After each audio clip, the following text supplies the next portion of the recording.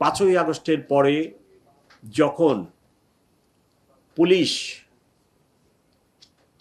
অনেকটাই ইনঅ্যাক্টিভ হয়ে পড়ে, তখন ঢাকা শহরের আইন শৃঙ্খলা পরিস্থিতির কি অবস্থা দাঁড়ায়। সমানে ডাকাতি, খুন খারাপি, লুটপাট শুরু হয়ে যায়। আমি নিজে লক্ষ্য করেছি যে রাত্রে বিভিন্ন মহল্লায় আবাল বৃদ্ধ বনিতা, ইভেন অনেক মহিলাকেও লাঠি নিয়ে পাহারা দিতে দেখছি।